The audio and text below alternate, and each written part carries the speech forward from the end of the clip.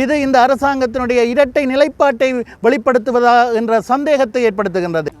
ஆனால் நாங்கள் இந்த சந்தியில் இருக்கும் பொழுது இதில் நகை கடையண்டொன்று இருக்கையில் நகை செய்கிறவர் இருந்தார், பக்கத்தில் சலூன் இருந்தது, பக்கத்தில் லோன்ரி இருந்தது. 2013 காணி வர்த்தகமானியை பலாலி மயிலட்டி மண் பலாலி மயிலட்டி மண் பலாலி மயிலட்டி.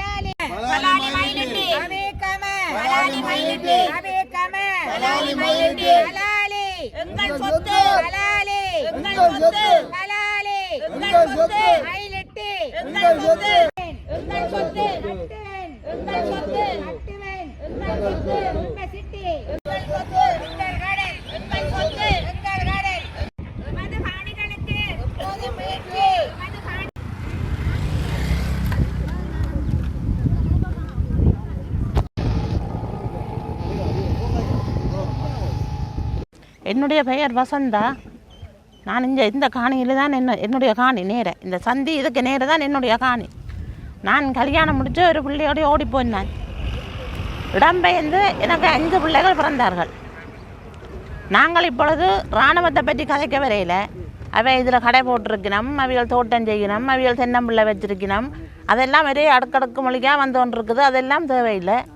ஆனால் நாங்கள் இந்த சந்தியில் இருக்கும் பொழுது இதில் நகை கடையண்டொன்று இருக்கையில் நகை செய்கிறவர் இருந்தார், பக்கத்தில் சலூன் இருந்தது, பக்கத்தில் லோன்ரி இருந்தது, பக்கத்தில் ஹூல்வார் இருந்தது, சங்கக்கடை, இதில் ஒரு மாடி கடை இருந்தது, அதில் ஒரு புடவைக்கடை, சங்கக்கடை இருந்தது. 37 வருஷத்துக்கு முன்னுக்கே இந்த சந்தியில் எல்லா கடைகளும் எல்லா வசதியான கடைகளும் இருந்தது. அப்போ நாங்கள் அங்கே அடுத்த ஊருக்கும் போகையில் அடுத்த தெருவுக்கும் போகையில் இந்த 3 கோயில், ஆரோக்கிய மாதா கோயில், செபஸ்டியார் கோயில், காணிக்க மாதா கோயில், 3 கோயில்காரரும் நாங்கள் ஒற்றுமையாக சேர்ந்து தான் வழிபாடுகள் செய்தோம், திருநாள் செய்தோம், ஒன்றா இருந்தோம், ஒன்றா கொண்டாடினோம், எல்லாம் செய்தோம். இப்போ எல்லாரும் எங்கே இருக்கிறோம்னு தெரியாது. வட மாகாணம் முழுக்க பிரிஞ்சு ஒரு முகத்தை காண்றதே எங்களுக்கு அரிது. இருந்து விட்டு கண்டால் அவைக்கு வயசு போய் சில நிறைச்சி ஆக்களை கண்டுபிடிக்காத அளவுக்கு ஆக்களை எல்லாம் மாறிவிட்டினா அவ்வளோத்துக்கு எங்களோட வாழ்க்கை எல்லாம் மாறுபட்டு போச்சு. அந்த வயசு போன ஆக்கள் ஏதும் இப்படி போராட்டம் என்றால் மெல்லமாக வருங்கள், தாங்கள் இந்த இடத்துல வந்து சாக வேணும், தங்களோட பிள்ளைகளுக்கு இடத்தை காட்ட வேணும், தங்களோட பிள்ளைகள் இந்த கல்யாணம் இல்லாமல் இந்த காணிகள் வீடுகளால் சும்மா பெருபிறப்பு காணி இல்லை, எவ்வளவு நிறைய காணிகள் வச்சிருக்கிறார்கள் தான் எங்களோட ஹலாலி மக்கள். இந்த காணிகள் இல்லாததால் எங்களுடைய பிள்ளைகளுடைய வாழ்க்கை கூட எல்லாம் பிரச்சனையாக இருக்குது.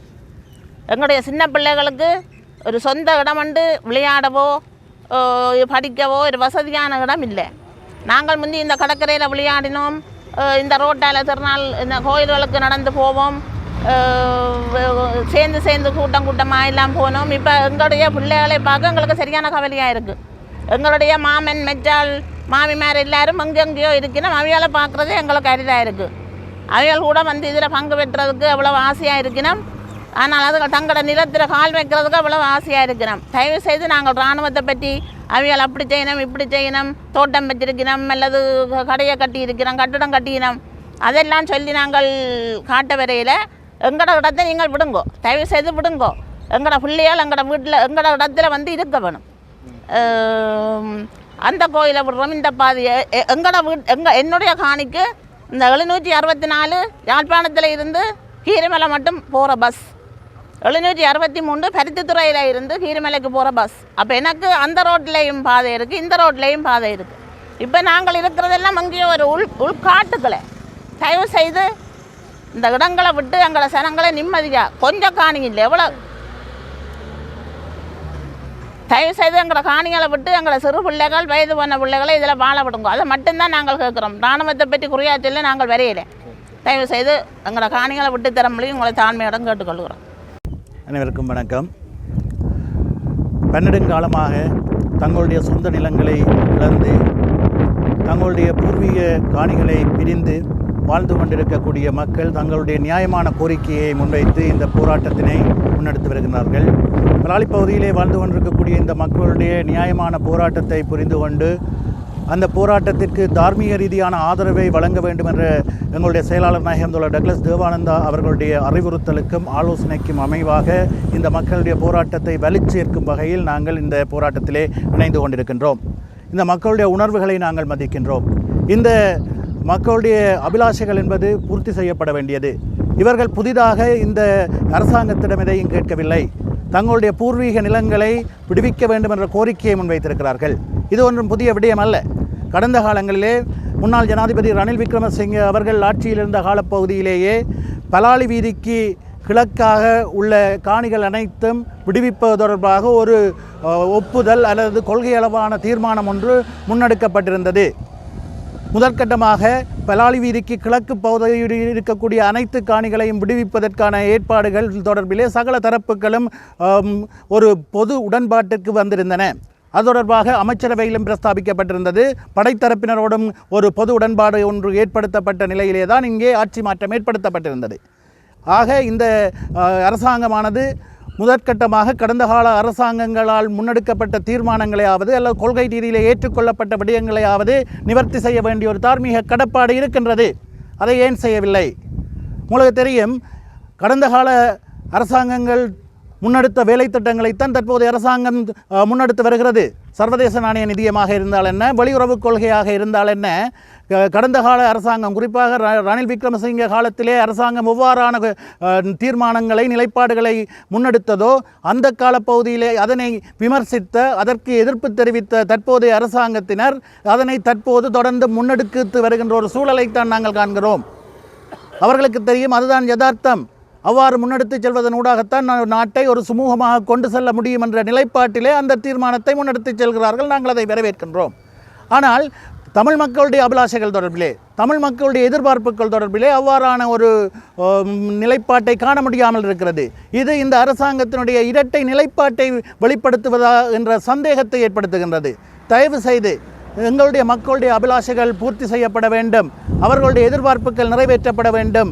அவர்களுக்கு என்ன தேவையோ அதை நிறைவேற்ற வேண்டிய ஒரு தார்மீக கடப்பாடு இந்த அரசாங்கத்துக்கு இருக்கின்றது. ஆனால் துரதிர்ஷ்டவசமாக எங்களுடைய மக்களுடைய அபிலாஷைகளை, எங்களுடைய மக்களுடைய எதிர்பார்ப்புகளை தென்னிலங்கை அரசாங்கத்திற்கு எடுத்து செல்லக்கூடிய ஒரு உணர்வு பூர்வமான தமிழ் மக்களுடைய அபிலாஷைகளை மானசீகமாக தென்னிலங்கைக்கு எடுத்துச் செல்லக்கூடிய தமிழ் பிரதிநிதிகள் இல்லாத ஒரு அல்லது அரச தரப்பிலே அவ்வாறான தமிழ் பிரதிநிதிகள் இல்லாத ஒரு துரதிர்ஷ்டவசமான சூழல் காணப்படுகின்ற நிலையிலே தான் மக்களால் முன்னெடுக்கப்படுகின்ற இவ்வாறான போராட்டங்களூடாக அந்த அழுத்தத்தை தென்னிலங்கை அரசாங்கத்திற்கான ஒரு செய்தியை வழங்க வேண்டும் என்ற நோக்கத்திலே நாங்கள் இந்த போராட்டத்திலே கலந்து கொண்டிருக்கின்றோம்.